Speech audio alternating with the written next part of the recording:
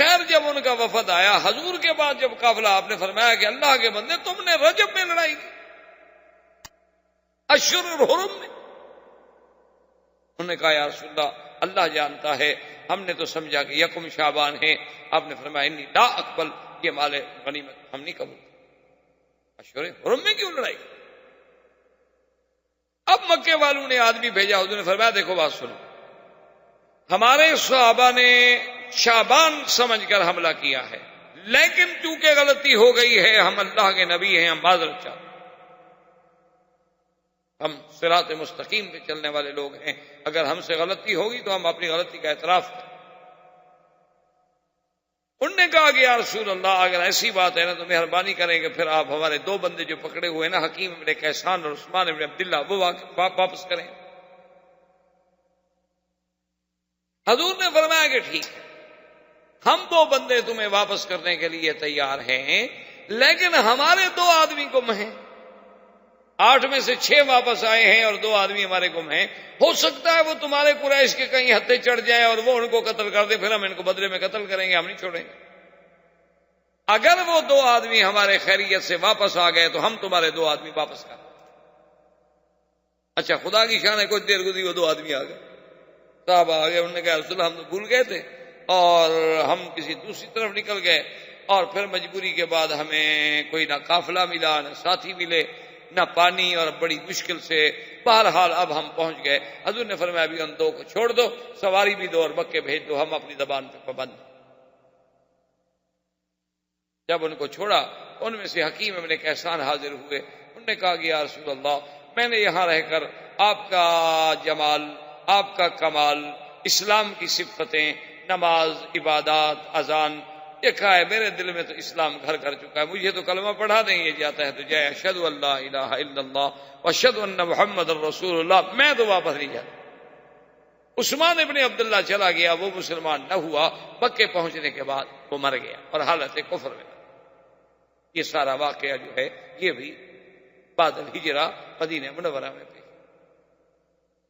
اور اسی اثناء میں حضور صلی اللہ علیہ وسلم کی ایک بہت پرانی تمنا تھی کہ یا الہ العالمین، آپ نے کبھی زبان سے نہیں کہا تھا لیکن دل میں تمنا تھی کہ میرا اللہ مجھے ملت ابراہیم سے پیدا کیا، میں ولد ابراہیم ہوں، ملت ابراہیم الخلیل ہوں، اور پھر بنائے ابراہیم کعبہ کا میں مکے کا مولد ہوں، اور پھر اس کعبے کی بنا میں اس معمار میں شریک ہوں، مہربانی کریں کہ قبلہ بھی مجھے وہی دے دیں۔ یہ حضور کے دل میں ایک تمنا تھی، لیکن نماز بیت المقدس کی طرف پڑھتے۔ اچھا بیت المقدس کی طرف نماز پڑھنے میں بھی حضور سرکار دو جہاں جب صلی اللہ علیہ وسلم مکے میں تھے، آپ تب بھی بیت المقدس کی طرف نماز پڑھتے تھے، لیکن آپ یوں کرتے تھے کہ بین الرکنین، حجر اسود اور رکن یمانی کے درمیان میں کھڑے ہو کے نماز پڑھتے کہ یہ کعبہ درمیان میں آ جاتا اور رخ بیت المقدس کی طرف ہو جاتا، یہ کعبہ بھی درمیان میں رہ جاتا۔ اچھا اب جب حضور مدینہ شریف چلے گیا تو اب تو کعبہ پشت پہ آ گیا، کیونکہ اب تو کعبے کو آپ سامنے رکھ نہیں سکتے، تو اب حضور صلی اللہ علیہ وسلم کی تمنا جو تھی وہ بڑھ گئی۔ اللہ نے قرآن اتارا قَدْ نَرَىٰ تَقَلُّبَ وَجْهِكَ فِي السَّمَاءِ فَلَنُوَلِّيَنَّكَ قِبْلَةً تَرْضَاهَا فَوَلِّ وَجْهَكَ شَطْرَ الْمَسْجِدِ الْحَرَامِ۔ اللہ نے فرمایا میرا مدنی ہم نے دیکھ لیا تقلب وجہ کا، آپ کے چہرے کا آسمانوں کی طرف اٹھنا اور پھر جھکنا، کہ آپ کہنا تو چاہتے ہیں لیکن ڈر سے کہتے نہیں، حرف زبان پہ آتے ہیں لیکن ادا نہیں ہوتے، ہم تو دیکھ رہے ہیں آپ کیا چاہتے ہیں یہ بھی ہمیں پتا ہے۔ فَلَنُوَلِّيَنَّكَ قِبْلَةً تَرْضَاهَا، اب ہم آپ کو پھیر رہے ہیں اس قبلے کی طرف جو آپ کا محبوب اور آپ کا پسندیدہ ہے۔ اسی لیے محدثین مفسرین نے مسئلہ نکالا کہ اللہ نے فرمایا فَلَنُوَلِّيَنَّكَ قِبْلَةً، یعنی یہ پہلے قبلہ تھا، اگر قبلہ نہ ہوتا اس کو قبلے کہنے کا کیا مطلب تھا؟ ہم آپ کو اس قبلے کی طرف پھیر رہے ہیں جو آپ کو پسند ہے۔ فَوَلِّ وَجْهَكَ شَطْرَ مسجد الحرام. اور پھر دیکھیں اللہ نے یہ نہیں فرمایا کہ میرا مدنی اپنا چہرہ شطر الکعبہ کعبے کی طرف کر لیں، نہ، کتنا بڑا رحمت ہے. فرمایا مسجد الحرام، اب اپنا رخ جو ہے مسجد الحرام کی طرف کر دو. فائدہ کیا ہوا کہ اگر کعبے کا حکم ہوتا، ہم جہاں ملکوں میں ہوتے نماز پڑھتے، جب تک عین کعبے میں نہ ہوتے ہماری نماز ہی نہ ہوتی. لیکن اللہ نے بندوں پہ کتنا رعایت کر دی. فرمایا مسجد الحرام کی طرف رخ کر لو. اور مسجد الحرام کتنی بڑی ہے، ادھر تنعیم ہے، ادھر شمیسی ہے، ادھر جعرانہ ہے، ادھر عرفات ہے، یہ ساری مسجد الحرام ہے. اب کہیں بھی نماز پڑھے تو کسی نہ کسی ٹکڑے کی طرف ہو ہی جائے گا. اب ہمیں کوئی کمپس چمپس لگانے کی، کوئی آسمان کے سورج ڈھونڈنے کی، کوئی سائے دے، بس اندازہ ہے ابھی جہاد ہے، بس جہاد ہے کافی ہے. اسی علاقے کی طرف تو، اسی اتنے بڑے شہر کی طرف تو کسی نہ کسی جگہ تو ہو ہی جائے گا نا. تو یہ واقعہ جو ہے یہ بھی ہجرت کے بعد مدینہ منورہ میں نازل ہوا. اور اس کے بعد حضور صلی اللہ علیہ وسلم جو سب سے بڑا واقعہ عظیمہ آنے والا ہے، اور خدا کی شان یہ ہے کہ روزے بھی ہیں، رمضان المبارک کا مہینہ بھی ہے، اللہ نے جہاد کا حکم بھی نازل کر، جہاد بھی فرض ہوگی این رمضان. اور حضور صلی اللہ علیہ وسلم کے لیے جب جہاد فرض ہو گیا تو اب حضور اسی فکر میں ہیں. حضور کو پتہ چلا کہ قریش مکہ کا ایک قافلہ جا، اور بہت بڑا قافلہ. حضور نے فرمایا آپ نے آدمی بھیجے کہ بھئی تلاش کرو، پتہ کرو، خبر حاصل کرو کہ واقعتاً کوئی قافلہ ہے. اور ادھر دیکھو اللہ کی شان کہ عاتقہ بنت عبد المطلب، یہ حضرت عباس کی بہن، عبد المطلب کی بیٹی ہے. اس نے ایک خواب دیکھا مکے میں کہ ایک آدمی آتا ہے، اور وہ آنے کے بعد جب طواف والی جگہ پر حجر اسود کے سامنے آتا ہے تو وہ کہتے ہیں یا آل غدر، یا آل غدر قوموا الی مزارعکم بعد ثلاث. کہتا ہے کہ اے دھوکے بازو، اے غدارو، اپنے مرنے کی جگہ کے لیے تیار ہو جاؤ 3 دن کے بعد. عاتقہ کہتی ہے کہ بھئی اس کی آواز سن رہی ہوں، چیخ رہا خواب میں. پھر وہ جاتا ہے صفا کی پہاڑی پہ کھڑا ہو کے پھر وہی آواز لگاتا ہے یا اہل الغدر، یا آل غدر، او دھوکے والو تیار ہو جاؤ. لوگ ہیں کہ جمع ہوتے جا رہے ہیں، جمع ہوتے جا رہے ہیں، وہ چیخ رہا ہے، چیخ رہا ہے، چیخ رہا ہے. اس کے بعد وہ جا کے جبل ابی قبیس پہ چڑھ جاتا ہے. ابی قبیس پہ چڑھنے کے بعد بھی وہی آواز لگاتا ہے کہ یا آل غدر، اے دھوکے والو تیار ہو جاؤ 3 دن کے بعد. اور اس کے بعد وہ ایک پتھر اس کے ہاتھ میں ہوتا ہے، وہ پتھر پھینکتا ہے، وہ پتھر ریزہ ریزہ ہو جاتا ہے اور ہر قریشی کے گھر میں گرتا ہے. ہر قریش والے گھر میں اس کا ذرہ کوئی نہ کوئی پہنچا. خواب دیکھا، عجیب خواب تھا. کہتی ہے کہ میں ڈر گئی اور میں نے صبح سوچا کہ اور کسی کو نہیں بتا دی، کہ وہ اپنے بھائی عباس کو بتا دی. عباس کو بتایا. اس نے کہا کہ عاتقہ بات سن، کہ خواب بڑا اہم بھی ہے اور خطرناک بھی. لا تخبری احد، کسی اور کو نہ بتا. کہیں ایسا نہ ہو کہ خواب سچا ہو جائے تب بھی مشکل، اور اگر جھوٹا ہو جائے تو ہمارے لیے ایک مشکل بن جائے. لیکن عباس کہتے ہیں کہ میں نے کوشش کی کہ اپنی بہن کو تو روک دیا، لیکن میں نے ولید ابن عتبہ میرا دوست تھا، اس کو میں نے بتا دیا کہ یار میری بہن نے ایسے خواب دیکھا. اچھا، ولید نے جا کے باپ کو بتا دیا، عتبہ کو. اب بات کہاں چھپتی ہے. اسی لیے سمجھدار آدمی کہتے ہیں نا کہ جب تم کسی کو اپنا راز دو اور اس کے بعد اس سے مطالبہ کرو کہ بھائی کسی سے بات نہ کہنا، تو یہ سب سے بڑی بے وقوفی ہے کہ تم خود تو رکھ نہیں سکے، اس سے کیسے مطالبہ کر رہے ہو. انہوں نے کہا کہ یہ سب سے بڑا احمقوں کی علامت ہے کہ جو اپنا راز کسی کو بتلانے کے بعد اس سے مطالبہ کرے کہ تم کسی کو نہ بتانا. وہ بے وقوف تم نے خود بتا دیا ہے تو وہ کیسے رکھے گا. اب عتبہ کو پتہ چل گیا، حضرت عباس کہتے ہیں اس وقت خیر مسلمان نہیں تھے نا، تو کہتی ہیں کہ عجیب بات ہوئی کہ میں طواف کر رہا تھا کہ میں نے دیکھا کہ ابھی جہل اور بڑے بڑے صنادید، بڑے بڑے روسا قریش سارے دار الندوہ میں بیٹھے ہوئے ہیں، اور ابھی جہل نے آدمی دوڑایا، اس نے کہا کہ جب تم طواف سے فارغ ہو جاؤ فاتی لینا فجلس معنا، تم ہمارے پاس آؤ، بڑی اہم بات ہے، ہم مشورہ کریں۔ حضرت عباس فرماتے ہیں میں نے طواف ختم کیا، طواف ختم کرنے کے بعد میں وہاں گیا، دیکھا تو بڑے بڑے کاٹ اکٹھے ہیں اور سب میرے اسی بہن کے خواب پر بحث ہو رہی ہے، اور ابو جہل نے مجھے کہا کہ یا عباس، عجیب بات ہے یار، تم میں تو بڑے بڑے نبی پیدا ہو رہے ہیں، پہلے بھی تمہارے خاندان عبد المطلب میں ایک نبی پیدا ہوا، اب ایک عورت بھی نبی پیدا ہو گئی، پہلے تم کہتے تھے محمد مصطفیٰ پر ایمان لے آؤ، اب جناب وہ تو اب مدینہ چلے گئے، لیکن اب تمہارے خاندان میں ایک عورت بھی نبی سنائے بن گئی۔ عباس کہتے ہیں کیا مطلب، کون نبی بن گئی، کیا ہو گیا؟ تمہیں پتہ نہیں تمہاری بہن عاتقہ نے کیا کہا ہے کہ 3 دن کے بعد مرنے کے لیے تیار ہو جاؤ اور مرنے کے لیے تیار ہو جاؤ، اور یا الغدر، اور ہم غدر والے ہیں، ہم دھوکے والے ہیں، کیا ہے، کیسی خبریں دے رہی ہے، کیسے خواب بتا رہی ہے؟ میں نے کہا مجھے تو پتہ نہیں۔ وہ کہتے ہیں میں بالکل پھر گیا، میں نے کہا مجھے تو پتہ نہیں، میری بہن نے خواب دیکھا ہے نہیں دیکھا ہے کوئی؟ میں نے کہا کمال کی بات ہے، تمہاری بہن کا خواب ہے اور ہمارے پاس پہنچ گیا ہے اور تمہارے پاس نہیں پہنچا۔ میں نے کہا ہوگا، پر مجھے نہیں پتا۔ ابو جہل بڑا کایا آدمی تھا،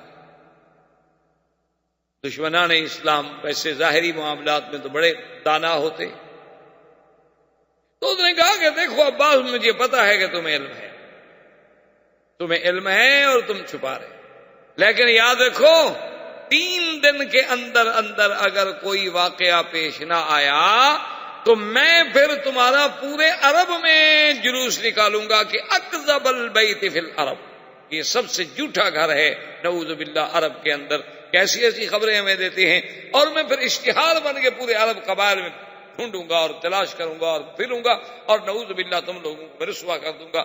میں نے کہا ابو جہل جو کچھ تم نے مرضی ہے کرنا ہے کرتے رہنا، مجھے نہیں پتا کہ عاتقہ نے خواب دیکھا ہے کہ نہیں۔ ابو جہل نے کہا کہ دیکھو جی عجیب عجیب بات ہے، عجیب عجیب خواب دکھائے جا رہے ہیں۔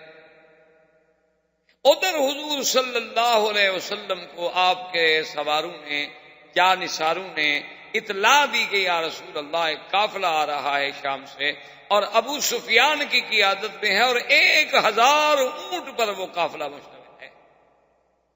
اصل وجہ کیا تھی کہ پہلے تو قافلے ہوتے تھے نا ایک آدمی کے، ایک بڑے تاجر نے مال منگا لیا 10 اونٹ 20 اونٹ، یہ قافلہ ایسا تھا کہ جس میں قریش مکہ سب نے مل کے پیسہ ڈالا ہوا تھا، تمام مکے کے سرداروں کا اس میں پیسہ تھا، کسی کا زیادہ کسی کا تھوڑا کسی کا زیادہ کسی کا تھوڑا۔ انہوں نے کہا کہ کیا یار روز تھوڑا تھوڑا منگواتے ہو، ایک ہی دفعہ قافلہ منگا لو، سب کا مال اکٹھا آ جائے، ہر قبیلے کے نوکر ساتھ ہوں گے، پہرے والے زیادہ ہوں گے، لشکر زیادہ ہوگا، قوت زیادہ ہوگی، اور جب ہم زیادہ مال خریدیں گے تو ہمیں سستا بھی ملے گا۔ اس لیے یہ بہت بڑا عظیم قافلہ تھا۔ حضور صلی اللہ علیہ وسلم کے صحابی جو تھے وہ خبر لے کے آ گیا رسول اللہ ایک قافلہ شام سے چل پڑا ہے، فلاں مقام پہ وہ پہنچ چکا ہے، اور اتنے دنوں کے بعد جو ہے وہ تقریباً مدینہ پاک کے قریب سے گزرے گا۔ اچھا، ابو سفیان جو تھا وہ اپنے قافلے کو چھوڑ کر کبھی کبھی آگے 10-10 20-20 50-50 میل کبھی اپنا اونٹ دوڑا کے آگے نکل جاتا تھا، اسے بھی خوف تھا کہ کہیں ہم پر حملہ نہ ہو جائے، وہ بھی خبر لگانے کے لیے بھی کہیں کوئی جیش، کوئی لشکر، کوئی آدمی، کوئی فوج چھپی ہوئی تو نہیں، کیونکہ 1000 اونٹوں کا قافلہ آ رہا ہے، قافلے کو سلامتی کے ساتھ کنارے پہ لے جانا کوئی مذاق تو نہیں ہوتی تھی، سردار کی ذمہ داری تھی۔ ابو سفیان اسی زمن میں ڈھونڈتے ڈھونڈتے ایک کنویں پہ گزرا تو وہاں 2 لڑکیاں جاریتان، 2 لڑکیاں جو تھیں وہ بیٹھی آپس میں لڑ رہی تھیں، وہ کہتی تھی کہ تم نے میرا ہار غائب کر دیا اور تم نے میرا ہار چرا لیا، وہ کہتی کیوں مرتی ہو، قافلہ گزرے گا تو میں تمہیں اور خرید کر کے دے دوں، بیٹھی بیٹھی باتیں کر رہی۔ ابو سفیان نے وہاں جا کے اپنی سواری روکی، ان سے پانی مانگا، پانی پیا، اور ان سے کہا کہ تم لوگ کیسے بچیاں قافلے کی بات کر رہے ہو، کس قافلے کی بات کر رہی ہو تم کہ قافلہ گزرے گا اور پھر ہم خریدیں گے اور کیا؟ نے کہا ہماری بچی آپس میں بہنیں، ہم سہیلیاں ہیں اور اس کا کوئی ہار مجھ سے گم ہو گیا، دیو چیخ رہی تھی، تو میں نے کہا کہ جب یہاں سے قافلہ گزرے گا تو ہم ہار خرید لیں گے، آپ کو دے دیں گے۔ میں نے کہا تمہیں کیا پتا کہ قافلہ گزرے گا؟ اس نے کہا یہاں دو آدمی بیٹھے تھے اونٹوں پر، آپس میں بات کر رہے تھے، ہماری سن رہے تھے، ہم سے انہوں نے کوئی بات نہیں، وہ کہہ رہے تھے قافلہ کوئی آ رہا ہے۔ اب دیکھو ابو سفیان کتنا ذہین اور ذکی، کہتے کہ اچھا وہ آدمی کس چیز پہ سوار تھے؟ اونٹوں پر۔ انہوں نے کہا اونٹ انہوں نے کہاں بٹھائے تھے؟ انہوں نے کہا جی وہ دیکھو وہ سامنے درخت ہے، اس کے نیچے اونٹ بیٹھے تھے اور یہ ساتھ والے درخت کے نیچے وہ بیٹھے ہوئے، آرام کیا، پانی ہم سے لیا، پانی پیا، وہاں کچھ کھایا پیا، اس کے بعد جو تھے وہ چلے گئے۔ ابو سفیان سیدھا اس جگہ آیا، وہاں آ کے فاخذ بأرۃ من الابائر، اس نے اونٹ کی مینگنی جو تھی نا وہ نیچے پڑی تھی تو وہ اٹھائی، اس کو جو کھولا اس میں اپنا کھجور کی گٹھلیاں ملی۔ کہنے لگا کہ ہاں رجلان من المدینہ، اور تو کوئی ایسا قبیلہ نہیں جو اپنے اونٹوں کو کھجور کھلاتا ہو یا کھجور کی گٹھلیاں کھلاتا ہو، یہ صرف مدینے والوں کے پاس ہے، کھجوریں ان کے پاس زیادہ ہے، اور کسی کے پاس کھجور اتنی نہیں ہے کہ وہ گٹھلیاں کھلاتا اونٹوں کو۔ اس کا مطلب ہے کہ اللہ کے نبی محمد رسول اللہ کے مسلمان ہمارے تعاقب۔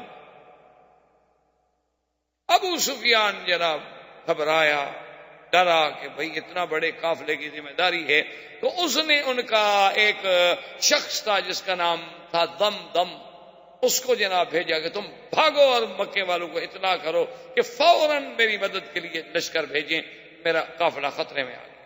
زندگی باقی تو بات باقی۔ السلام علیکم ورحمۃ اللہ وبرکاتہ۔ برادران اسلام، واجب الاحترام بزرگوں، دوستوں، عزیز نوجوانوں، سیرت النبی صلی اللہ علیہ وسلم کے اس سلسلہ دروس میں اللہ تبارک و تعالی کی عنایت، فضل، کرم، منت و احسان سے ہم نے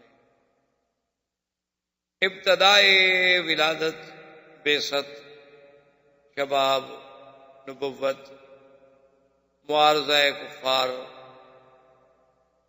ثبات، استقامت، ہجرت، حتیٰ کہ ہم اس مقام پہ پہنچے تھے کہ حضور صلی اللہ علیہ وسلم ابو سفیان کے قافلے کی تلاش میں مدینہ منورہ سے روانہ، جو بعد میں غزوہ بدر کا سبب بنا۔ اور یہ غزوہ بدر جو ہے یہ اسلام میں سب سے پہلا، جس میں حضور سرکار دو جہاں صلی اللہ علیہ وسلم خود شریک ہوئے، اور یہ غزوہ بدر جو ہے گویا اس کی تخطیط جو تھی، یعنی جسے آپ پلاننگ کہتے ہیں، ایسے معلوم ہوتا ہے کہ جیسے اللہ نے خود کی۔ ویسے تو ہر چیز اللہ کے حکم سے، لیکن ایک فرق ہے، ایک چیز ہوتی ہے اسباب کے ماتحت، اور ایک ہوتی ہے کہ نہیں اسباب کے بغیر خود قدرت خود کر دیتی، اس کو کہتے ہیں ما فوق الاسباب۔ مصطلحات علماء میں دو لفظ ہوتے ہیں، ایک ہوتے ہیں ما تحت الاسباب اور ایک ہوتے ہیں ما فوق الاسباب، اور یہی وہ بنیادی فرق ہے جس کی وجہ سے بہت سارے بھائی جو ہیں ہمارے، اللہ سب کی ہدایت کے فیصلے کرے، وہ بیچارے عقیدے میں گمراہ ہو جاتے ہیں، وہ یہ ما تحت الاسباب اور ما فوق الاسباب کا فرق نہیں کر سکتے۔ مثلا ایک اللہ کے ولی کے ہاتھ پہ کرامت دیکھی، ایک پیغمبر کے ہاتھ پہ معجزہ دیکھا کہ مردہ زندہ ہو گیا، اور ایک ولی کے ہاتھ پہ کرامت دیکھی کہ انہوں نے دعا کی تو مردہ زندہ ہو گیا، انہوں نے توجہ کی تو فوراً کایا پلٹ گئی، تو لوگ دھوکے میں آ جاتے ہیں، کہتے ہیں ٹھیک ہے اگر خدا بھی کرتا ہے تو یہ بھی تو کر لیتے ہیں نا، خدا بھی کر سکتا ہے تو یہ اللہ والے بھی تو کر سکتے ہیں، فرق صرف اتنا ہو گیا کہ اللہ پاک یہ کام خود کر لیتے ہیں، اور بزرگوں کو اللہ نے پاورز منتقل کر دی ہیں، یہ ان کو اختیارات دے دیے ہیں کہ وہ جو چاہیں کر لیں، بس فرق عطائی اور ذاتی کا ہے۔ تو یہی اصل میں وہ دھوکہ ہے کہ اللہ کی قدرت کا معنی یہ ہوتا ہے کہ وہ کسی اسباب کا پابند اور محتاج نہیں، وہ چاہے تو بغیر اسباب کے، اور چاہے تو اسباب خود پیدا کر دے، تو وہ تو ما فوق الاسباب قدرت رکھتا ہے۔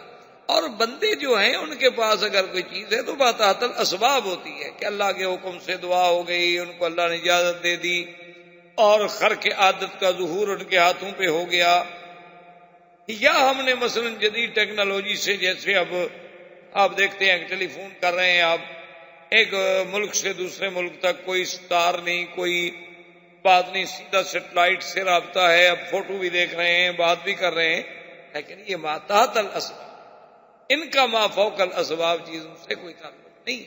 اگر وہ سیٹ آپ علیحدہ رکھ دیں تو آپ بات نہیں کر سکتے، اس سیٹ میں صرف چپ نکال لیں تب بھی آپ بات نہیں کر سکتے، اس سیٹ میں بیٹری لو ہو جائے تب بھی آپ بات نہیں کر سکتے۔ تو یہ تو اسباب کے تابع چیز ہے، اس کا قدرت یا موجودہ یا کرامت یا اللہ کی طاقت سے کیا تعلق ہے؟ یہی وہ دھوکہ ہے بنیادی طور پر جو بہت سارے لوگوں کو لگتا ہے، اور وہ پھر یہ سمجھتے ہیں کہ اللہ کے پیغمبر بھی مختار ہوتے ہیں اور نبی بھی مختار ہوتے ہیں، جیسے روافض جو ہیں شیعہ، وہ کہتے ہیں ائمہ جو ہیں وہ بھی مختار ہوتے ہیں، جو چاہیں جب چاہیں جو چاہیں کر دیں۔ تو بہرحال تو جنگ بدر اور غزوہ بدر پہ جب آپ نظر ڈالیں گے تو ایسے معلوم ہوتا ہے کہ جیسے اللہ نے اس کی ساری تخطیط خود فرمائی۔ اور یاد رکھیں یہ سب سے پہلا غزوہ ہے اسلام، اور سب سے پہلا غزوہ ہے جس میں اللہ کے ملائکہ آسمان، اور صرف اترے نہیں بلکہ جنگ کی، اور کسی غزوے۔ تو اس کے اسباب جو تھے وہ یہ تھے، جہاں تک مجھے یاد ہے ہم نے بات چھوڑی تھی کہ ابو سفیان ایک قافلہ لے کر شام سے، اور یہ قافلہ اتنا اہم تھا کہ اس میں تمام رؤسائے قریش کے جو بڑے بڑے رئیس تھے، صنادید تھے، ان سب کا پیسہ لگا ہوا۔ پہلے تو کبھی قافلے ہوتے تھے نا کہ چلو جی عتبہ کا قافلہ الگ آ گیا، ولید بن المغیرہ کا الگ آ گیا، اچھا شیبہ ربیعہ کا الگ آ گیا، عامر زمری کا الگ آ گیا، ابو سفیان کا الگ آ گیا، ابی جہل بن ہشام کا الگ آ گیا۔ لیکن یہ پہلا موقع تھا کہ جس میں ان لوگوں نے بیٹھ کے ایک پلاننگ کی تھی کہ یار ہم علیحدہ علیحدہ جو مال منگواتے ہیں یہ کیا بات ہے، کیوں نہ ہم اپنے سرمایہ کو اکٹھا کر کے ایک بڑا بزنس کریں، جب ہم بڑی چیزیں زیادہ کوانٹٹی میں خریدیں گے تو ہمیں فائدہ ہوگا۔ تو یہاں اگر ہر آدمی اپنے سرمایہ کے مطابق مال تقسیم کر تو اس پہ قریش متفق ہو گئے اور راضی ہو گئے، اور انہوں نے سارا سرمایہ دے کر ابو سفیان کو بھیجا کہ تم جا کر یہ مال لے آؤ۔ 1000 اونٹ پہ تجارت کا مال لدا ہوا تھا، آپ خود اندازہ لگا لیں کہ وہ کتنا بڑا قافلہ، یعنی اس زمانے۔ آج تو ایک جہاز بھی آ جائے تو 1000 اونٹ سے زیادہ مال لے کے آ جائے گا، آج تو وہ بات نہیں ہے۔ سوال یہ ہوتا ہے کہ اس دور میں، جس دور کی ہم بات کر رہے ہیں 1400 سال پہلے، تو اس وقت کے اعتبار سے تو یہ بہت بڑا قافلہ تھا، اور حضور صلی اللہ علیہ وسلم کو جب خبر ملی تو آپ نے بھی اعلان کر دیا ابھی کافر ہیں، دشمن ہیں، دشمن کے لیے تو ہر قسم کا حربہ اور ہر قسم کا قتال جو ہے جائز ہے۔ اسی لیے مستشرقین جو ہیں اعداء اسلام، خاص طور پہ یہودی اور اس کے بعد نصرانی اور اسی طرح ہندو، انہوں نے اس بات کو بھی بڑا اچھالا، اور دیکھو جی مسلمان تو نعوذ باللہ لٹے رہی ہیں، قافلہ لوٹ رہے ہیں تو جا رہے ہیں۔ دیکھیں جی مسلمانوں کی اپنی کتابوں میں پڑھ لیں، ان کے قرآن میں پڑھ لیں، وہ تو قافلہ لوٹنے جا رہے ہیں۔ تو مسلمانوں کا وہ کہتے ہیں کام کیا ہے؟ وہ کہتے ہیں مسلمانوں کا تو کام یہی ہے کہ یہ وحشی قومیں ہیں، یہ قذاق ہیں، یہ بحری قذاق ہیں، بری قذاق ہیں، ڈاکے ڈالتے ہیں، لوگوں کے مال لوٹ لیتے ہیں، 4 عورتیں 100 لونڈیاں گھر میں رکھ لیتے ہیں اور گوشت کھاتے ہیں۔ ان کا کام کیا ہے؟ ان کا کام تو یہی ہے۔ اسی لیے آپ نے دیکھا ہے نا کہ پوری دنیا میں دہشت گرد کی ایک ایسی گردان ہے کہ کوئی دنیا کا چینل کھول لے، سب پہ ایک بات، مسلمان بڑا دہشت، بڑا خطر۔ یہ تو بڑا بہت خطرہ ہے. اور اگر مسلمان کی داڑھی ہو تو اور خطرہ، وہ تو پھر بہت بڑا خطرہ. یعنی آپ حیران ہو کہ آپ نے دنیا میں کبھی ایسی منطق پڑھی ہے کہ اگر ایک ملک دوسرے ملک بغیر اجازت کے میزائلوں کی برسات کر دے، وہ انصاف، اور ایک آدمی اٹھ کے ان کے 2 بندے مار دے، وہ دہشت گرد ہے، اور پورے مسلمان دنیا میں دہشت گرد ہو جاتے ہیں. کوسوفو میں، شیشان میں، سربیا میں، کشمیر میں، اسی جگہ آپ دیکھیں اگر مسلمانوں کا خون بہایا جائے، ان کے خون سے ہولی کھیلی جائے، ان کی عزتیں اور عصمتیں نیلام کی جائیں، فوج کے جوان گھروں میں اٹھ کے نوجوان بچیوں کے ساتھ گینگ ریپ کریں، تو کوئی بات نہیں. اور کوئی مسلمان بیچارہ ادھر سے ادھر سے مانگے تانگے سے کو بندوق لے کر یہ لے کر ان کا مقابلہ کرے کہ بھئی اب عزت ہی نہیں رہی، جو ٹھیک ہے مر جاؤ. بھئی جب میری ماں بہن کی عزت میرے سامنے لوٹی گئی ہے، میرے زندہ رہنے کا کیا مطلب؟ ٹھیک ہے مر جاؤ، بڑی طاقت ہے، ہم اس کو شکست نہیں دے سکتے، ٹکرا تو سکتے ہیں نا، اپنی جان تو دے سکتے ہیں نا، اس سے تو کوئی رکاوٹ. وہ دہشت گرد ہے، وہ دہشت گرد ہے، بہت بڑا دہشت. دیکھو جی، اور مسلمان وہاں، اچھا جو ان کو پیسے، وہ بھی دہشت گرد ہے، پیسے دیتے ہیں ان کو. بھئی تم اگر 6 لاکھ باقاعدہ کافروں کی مسلح فوج رکھ کے ان کے گھروں میں ظلم و ستم کے پہاڑ توڑ ڈالو، تم تو امن کر رہے ہو. اور کوئی آدمی اپنی بیٹی بہن بیا کی عزت و عصمت کے لیے ٹکرا جائے، وہ دہشت گرد ہے. یہ یعنی خود دیکھ لیں کہ خرد کا نام جنوں رکھ دیا، اور جنوں کا نام خرد. جو چاہے تیرا حسن کرشمہ ساز کرے، کیونکہ طاقت ہے اپنے پاس. اچھا، اور جناب اگر کوئی آدمی، کوئی مسلمان کسی پاسپورٹ کے مسئلے میں، کسی معاملے میں پکڑ جائے، پوری دنیا کے چینل کھل جائیں گے، اور اپنے 15,000 پاسپورٹ، کل میں پڑھ رہا تھا کہ ایک اسٹیٹ سے 1 سال میں چوری ہوئی. مسلمانوں کے علاقے میں اگر کسی کی کوئی بٹوا بھی چوری ہو جائے نا، وہ چینل پہ آ جائے گا. ان کے ملک میں آپ جائیں ایئرپورٹ پر، زبردستی ہاتھ سے بریف کیس چھین لیتے ہیں، ہاتھ سے. وہاں کوئی نہیں بولتا، وہاں بالکل ٹھیک ہے سر، بالکل بالکل اوکے، سب ٹھیک ہے، کوئی بات نہیں. یہاں ہمارے ایئرپورٹ پر اگر ایک جہاز کے لیے کچھ یعنی 1 گھنٹہ لگ جائے، 1.5 گھنٹہ لگ جائے، 2 گھنٹے لگ جائے، چیخنا شروع ہو جائیں گے، کہیں گے یار کیا بدو لوگ ہیں جی، چائے پیتے رہتے ہیں، اترا بناتے رہتے ہیں، پڑھنا نہیں آتا. دیکھو نہیں، وہ دیکھ نہیں رہے تھے آپ کیسے ہاتھ مار رہا تھا کمپیوٹر پہ. اور ان کے ایئرپورٹ پہ اترے آپ، لائنوں میں پھرتے پھرتے 3 گھنٹے ذلیل ہو جائیں، لیکن وہ سفید چمڑی ہے، بولیں گے نہیں آپ. دیکھو جی سسٹم تو ہے نا جی. اب اس کا کیا علاج؟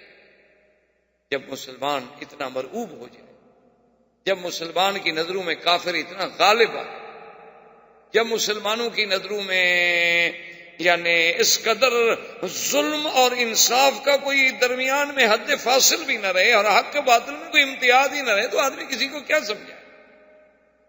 بڑا چیختے ہیں کہ دیکھو جی حضور پاک اللہ کے نبی وہ تو قافلہ لوٹنے جا رہے تھے، نعوذ باللہ لٹیرے. یہ نہیں سوچتے کہ جن کو مکے سے نکالا گیا، اخرجوا من دیارہم واموالہم، جن کے مال چھین لیے گئے، جن کے گھر چھین لیے گئے، جن کے بچے چھین لیے گئے، جن کی اولادیں چھین لی گئیں، اور جو ہجرت پہ مجبور ہو گئے، کبھی حبشے کی طرف، کبھی مدینہ منورہ کی طرف، جنہیں انگاروں پہ لوٹایا گیا، جنہیں سولیوں پہ لٹکایا گیا، وہ تو ہے منصف، ان کا قافلہ نہیں لوٹنا چاہیے تھا. مسلمان قافلہ لوٹ رہا ہے. حالانکہ یہ تو ایک انصاف ہے، عقل ہے.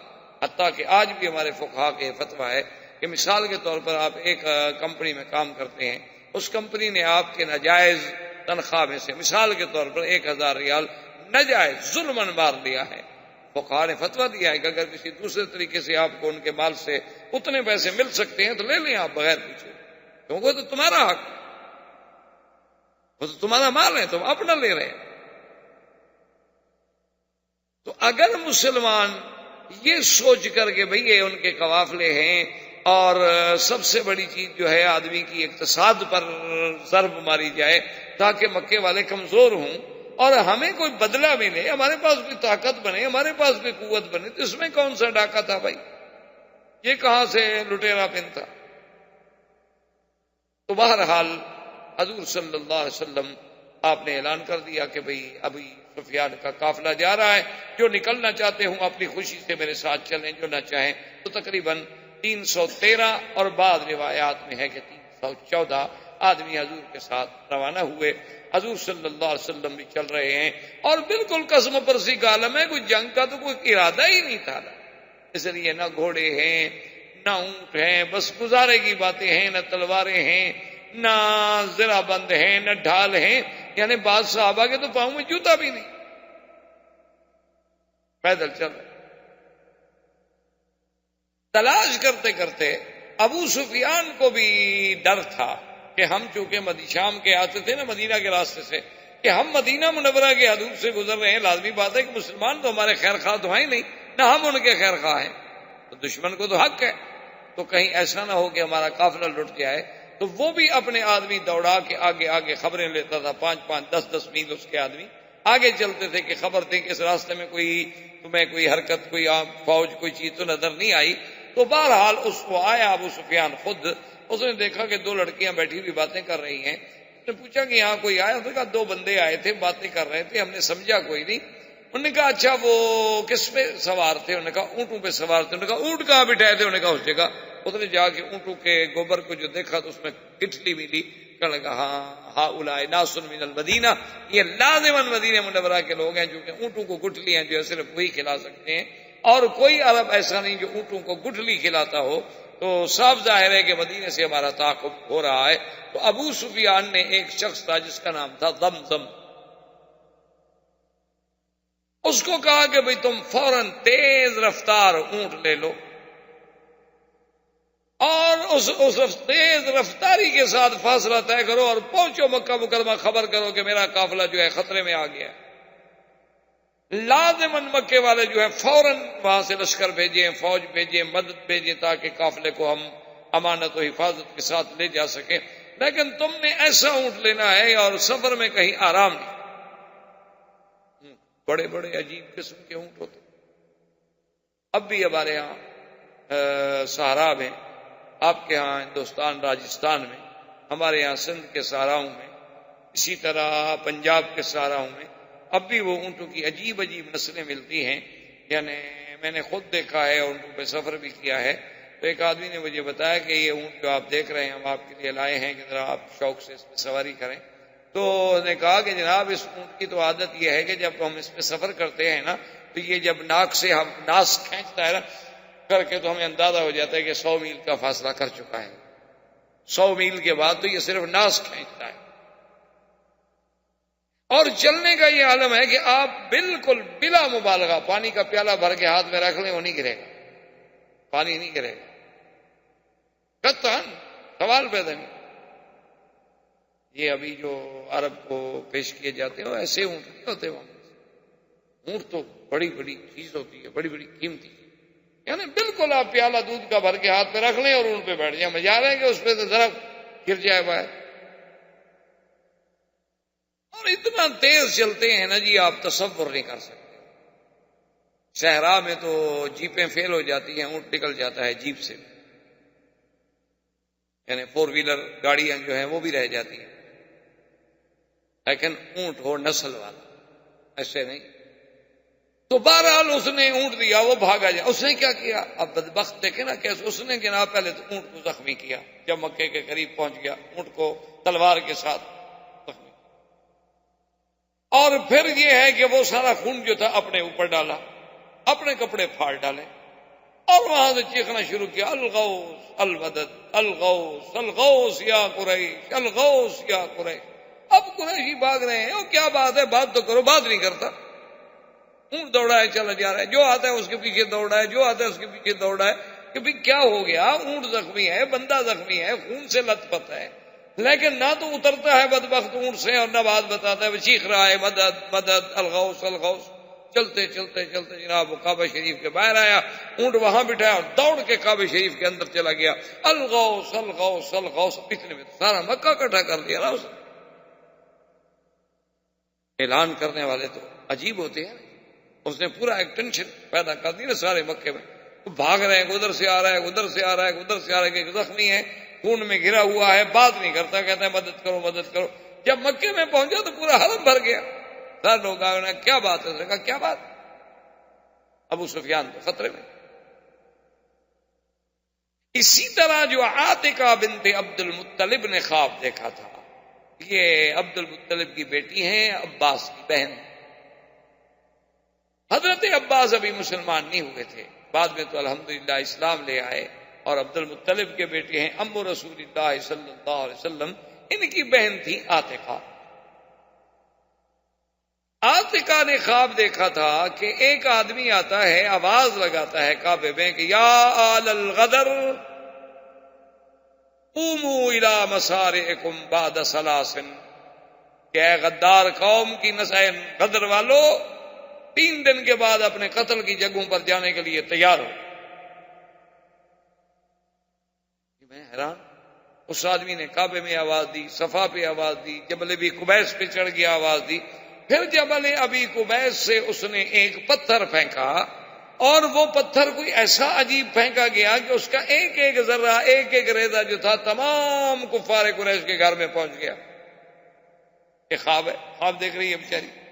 صبح اس نے خواب اپنے بھائی کو بتایا، اچھا ولید اس کا بھائی، اس نے بھی وہی خواب دیکھا۔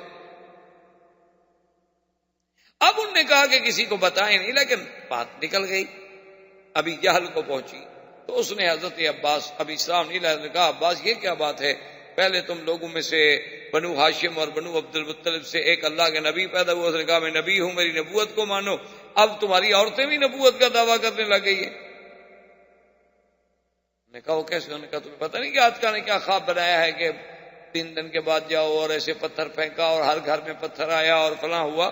دیکھو بات سنو، اگر یہ خواب سچا نہ ہوا نا تو میں پورے عرب میں یہ بات اعلان کروں گا کہ اکذب البیت فی العرب، سب سے بڑے جھوٹ بولنے والا گھر اگر کوئی ہے عرب میں تو یہ ہے۔ میں تمہیں پھر نہیں چھوڑوں گا، میں تمہیں سارے عرب قبائل میں بدنام کروں۔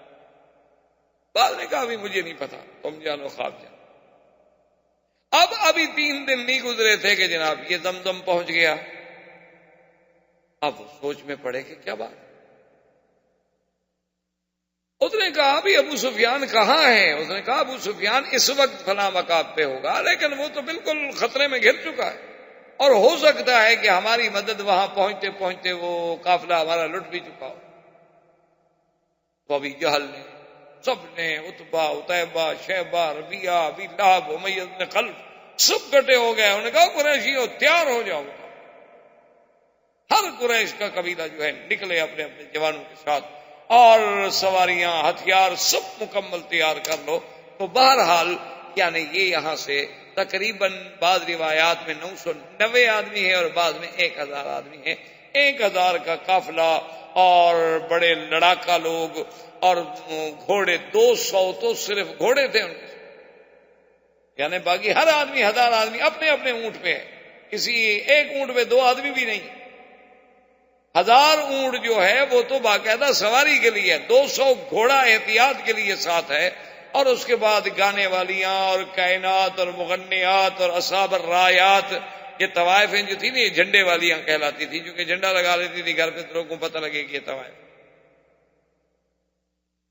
تو اس لیے ان کو صاحبات الرایات کہا جاتا تھا۔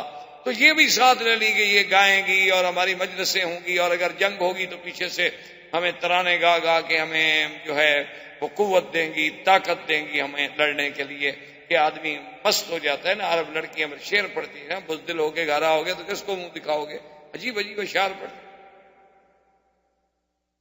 تو پھر وہ جان فشانی سے لڑتے تھے، تو یہ پوری تیاری کے ساتھ قافلہ نکلا۔ ابو لہب نہیں گیا، اس نے اپنے بدلے میں ایک بندہ بھی، اس کو پیسے دیے کہ تم میری طرف. امیہ ابن خلف جو ہے اس نے بھی بہانہ بنا لیا، اس نے کہا کہ میں نہیں. اچھا امیہ ابن خلف کیوں نہیں گیا؟ کہ اس کو ایک آدمی نے بتلایا تھا کہ اللہ کے نبی محمد مصطفیٰ تیرے لیے بد دعا کر رہے ہیں اور فرما رہے تھے کہ امیہ ابن خلف جو ہے یہ قتل ہو، بڑی بری موت. اس نے کہا اچھا انہوں نے کیا بتایا تھا کہ مکے کے اندر مرے گا یا مکے سے باہر مرے گا؟ اس نے کہا یہ تو نہیں بتایا، البتہ یہ بتایا تھا کہ بڑی بری موت مرے گا. اس لیے اس نے کہا میں تو نہیں جاتا، محمد مصطفیٰ نے بد دعا کی ہوئی ہے کہیں میری موت کا وقت نہ آ گیا، ادھر آت کا خواب نظر آ جائے. تو ابو جہل کو پتہ چلا تو اس نے کیا کیا، اس نے ایک آدمی کو دیا بخور. آپ تو مکے میں رہتے ہیں نا، بخور جانتے ہیں، یہ جو عرب لوگ ڈالتے ہیں نا اود کی لکڑی آگ پہ اور اس سے جو دھواں اٹھتا ہے اس کو کہا جاتا ہے بخور. اور یہ بخور مختلف قسم کے ہوتے ہیں، سندل کا ہوتا ہے، اود کا ہوتا ہے، گلاب کا ہوتا ہے، مشکل ہوتا ہے، اور اس کو ڈالا جاتا ہے اور گھر میں ایک قسم کی خوشبو ہوتی ہے. اور اصل میں اس کا استعمال زیادہ تر جو تھا عرب میں ابتدا کے اندر، اب بھی شاید ہوگا، تو عورتیں کرتی زیادہ استعمال، چونکہ تاکہ عورت کے بدن میں خوشبو رہے، اپنے خاوند کے زیادہ مرغوب رہے، تو وہ لباس پہن کے غسل کر کے اس کے آگ کے دھوئیں کے اوپر کھڑی ہو جاتی تھی، آگ تو پورے بدن میں خوشبو آ جائے، اور پھر اندر جو روائے یا قریہ ہیں جو چیزیں ہیں وہ بھی اس کے اثر سے ختم ہو جائے. تو اس نے اود جلا کر باقاعدہ امیہ ابن خلف کو بھیجا اور کہا تبخر یا امیہ، کہ بڑا خاص اود بھیجا ہے ابو جہل نے تمہارے لیے. انہوں نے کہا کیوں؟ انہوں نے کہا بھی تم تو عورتوں والی بات کر رہے ہو نا، ڈر کے مارے بدر کے لیے نہیں نکل رہے ہو، تو گھر میں بیٹھو، بخور لگاؤ، عورتوں والا کام کرو. باہر تو مرد جاتے ہیں تلوار سے لڑنے والے، بخور لگانے والے تھوڑے لڑیں گے. جیسے آج کل حالت ہے ہماری، اللہ معاف کرے، اللہ پاک یعنی دعا کریں کہ خاص طور پہ اللہ عرب کو ہر فتنے سے محفوظ رکھے، کیونکہ یہ تو اتنے بیچارے آرام پسند ہو گئے، ایئر کنڈیشن کے بغیر نہیں کھڑے ہو سکتے، لڑیں گے بیٹی. یعنی جو آدمی ایئر کنڈیشن کے بغیر ایک منٹ نہ گزار سکتا، گاڑی میں بیٹھے، میرے خیال میں اگر ان کے بس میں ہو نا تو گاڑی بعد میں سٹارٹ کریں اور اے سی پہلے سٹارٹ کریں. کٹھا تو اب بھی کر لیتے ہیں، ایک ہی سوئچ کے ساتھ کٹھا سٹارٹ ہوتا ہے، لیکن اگر کوئی ایسا سسٹم ہو کہ بھئی اے سی پہلے سٹارٹ ہو، اور بڑے لوگ تو خیر اب وہ سارا کچھ ان کے پاس ریموٹ پہ ہوتا ہے، وہ گھر سے نکلنے سے پہلے گاڑی سٹارٹ کر دیتے ہیں تاکہ اے سی سٹارٹ ہو اور ہم جب پہنچے تو گاڑی ٹھنڈی ہو چکی ہو. یہ نہ ہو کہ ہم بیٹھے ہوئے پھر انتظار کرتے رہیں کہ کب ٹھنڈی ہوگی، تو اس قوم کا کیا ہوگا. اللہ حافظ. اسی لیے شورش نے کہا تھا نا کہ یا مولا یا رب، یہ کیسی قوم ہے کہ جن کی ابتدا اسماعیل سے ہوئی تھی اور انتہا کلثوم پہ. ایک ایسی تجھ کو بتاؤں میں تقدیر کیا، شمشیر و ثنا اول طاؤس و رباب. ایسے تو نہیں اقبال بیچارہ روتا گیا. تو بہرحال کہنے کا مقصد یہ ہے کہ جناب انہوں نے اپنے قافلے کو نکالا. اچھا خدا کی شان ہے، اب ادھر سے بھی قافلہ چل رہا ہے 314 کا. اچھا ان کے ذہن میں تو کوئی لڑائی کا سوال ہی نہیں ہے، کوئی لڑائی کا تصور ہی نہیں ہوتا. قافلے کے لیے نکل رہے ہیں، قافلہ مل گیا ٹھیک ہے، نہیں ملا واپس چلے جائیں. چلتے چلتے چلتے چلتے ایک مقام ہے بدر سے پہلے، ایک ہے عدوۃ الدنیا اور ایک ہے عدوۃ القصوى، جس کو قرآن نے بھی اذ انتم بالعدوۃ الدنیا وهم بالعدوۃ القصوى والركب اسفل منكم ولو تواعدتم لاختلفتم في الميعاد ولكن ليقضي الله امرا كان مفعولا. اللہ نے فرمایا میرے بدری صلی اللہ علیہ وسلم، جب تم عدوہ دنیا جانب شمال میں اور کافر عدوہ قصوى جانب جنوب میں،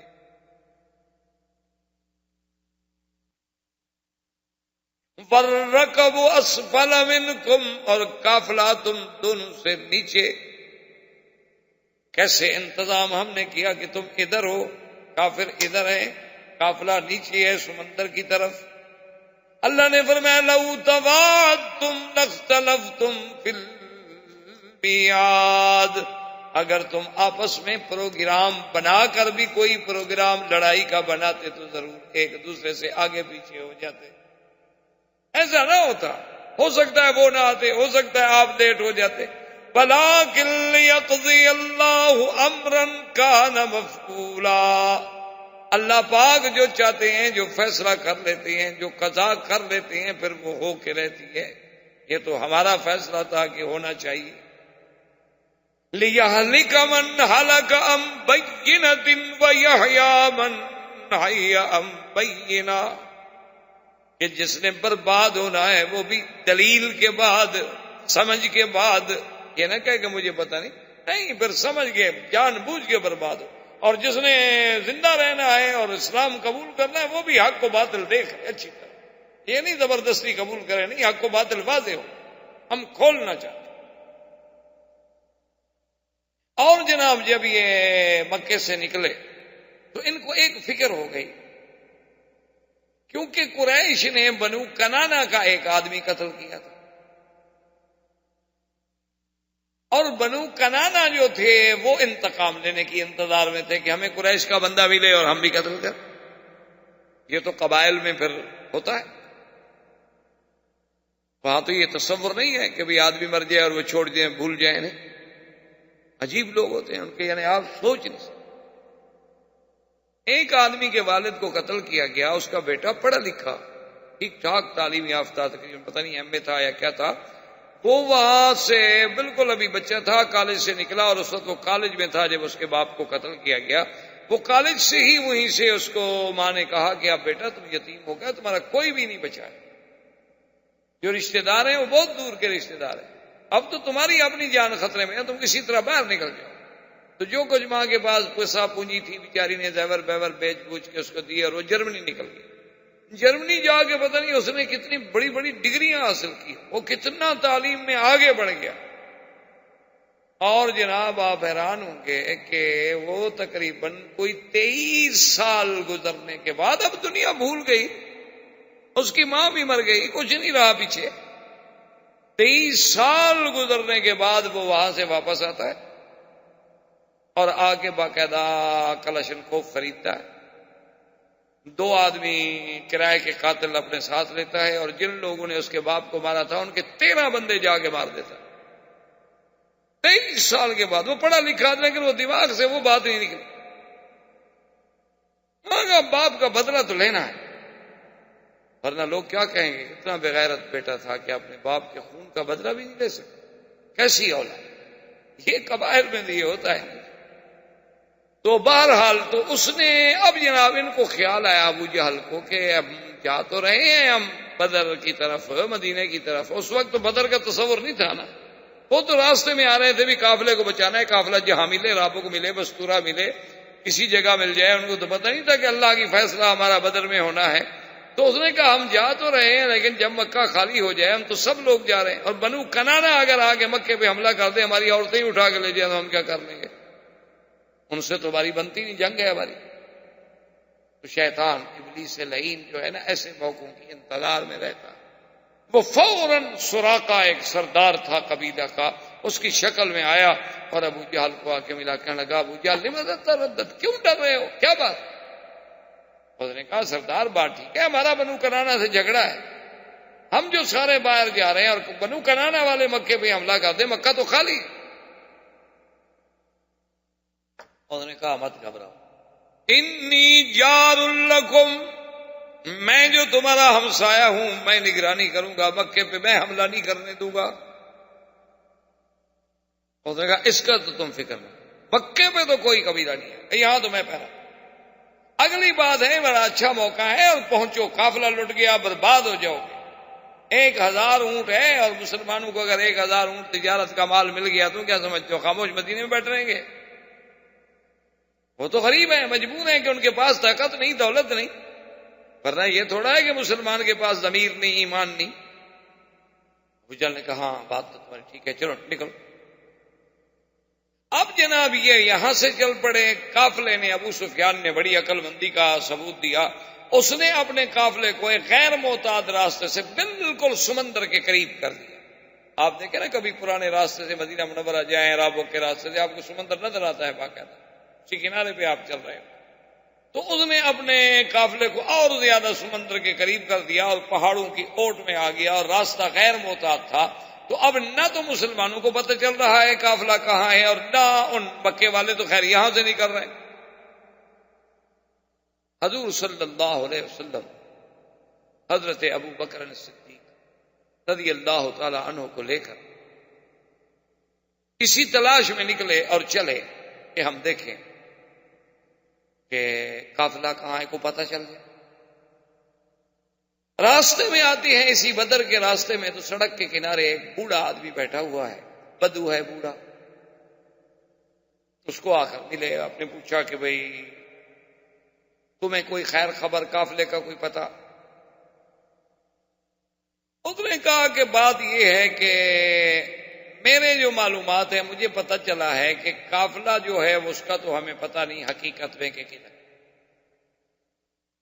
لیکن یہ مجھے پتہ چلا ہے کہ زمزم ابن عمرو جو تھا اس نے مکے والوں کو اطلاع دے دی ہے اور وہاں سے 1000 کی تعداد میں لشکر جرار جو ہے وہ نکل، اور میں یہ سمجھتا ہوں کہ فلاں تاریخ کو لشکر مکے سے چلا ہے، اس کا مطلب یہ ہے کہ وہ عدوۃ القصویٰ کو پہنچ چکا ہو۔ اور اس نے کہا اسی طرح مجھے یہ بھی پتہ چلا ہے کہ مدینہ منورہ سے بھی حضور صلی اللہ علیہ وسلم کا ایک قافلہ جو ہے چلا ہوا ہے، اور جو میرے علم میں ہے کہ فلاں تاریخ کو مدینے سے نکلے ہیں، تو وہ میرا خیال ہے کہ عدوۃ الدنیا پہ پہنچ گئے ہو۔ یعنی اندازہ کریں اس بوڑھے کی تخطیط کا اور دماغ کا کہ بھئی اگر ایک قافلہ اونٹوں پہ چلے مدینے سے تو کہاں پہنچا ہوگا، اور مکے سے چلے تو کہاں پہنچا، اور عین وہی جگہ بتائی۔ اس نے کہا کہ مکے والے تو پہنچے ہوں گے عدوۃ القصویٰ کے پاس، اور مدینے والے پہنچے ہوں گے عدوۃ الدنیا کے پاس۔